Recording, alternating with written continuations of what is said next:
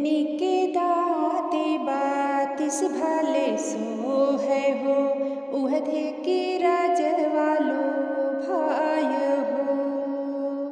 धोबनी के दाते बातिस भले सो है हो, उहधे के राजवालो भाय हो। जौन घाटे धोबनी लदिया पछारे हो, वही घाटे राजवाना हाय हो। जौन घाटे धोबनी लदिया पछारे हो, वही घाटे राजवाना हाय हो।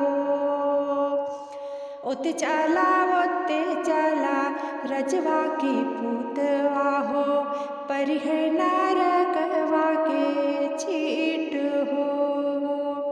ओते चला रजवा के पूतवा हो, परिहर नारकवा के छीट हो।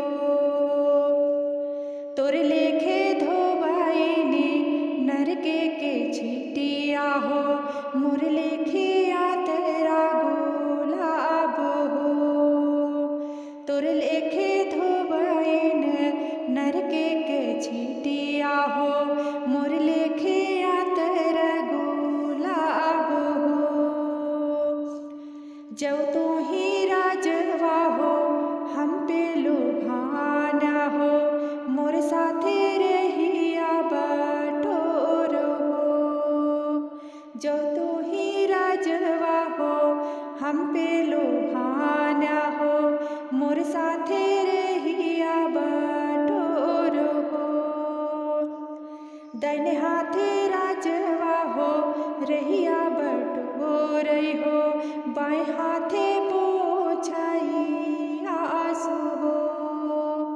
दाहिने हाथे राजवा हो, रहिया बटोर हो, बाएं हाथे पोछाई आंसू हो।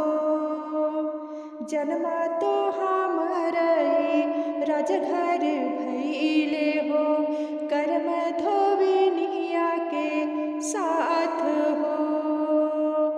जन्म तो हमरा राजघर भइले हो, कर्म धोबनी के साथ हो। धोबनी के दातवा बातिस भले सो है हो, उह देखी राजवालो भाय हो। धोबनी के दाते बातिस भले सो है हो, उह देखी राजवालो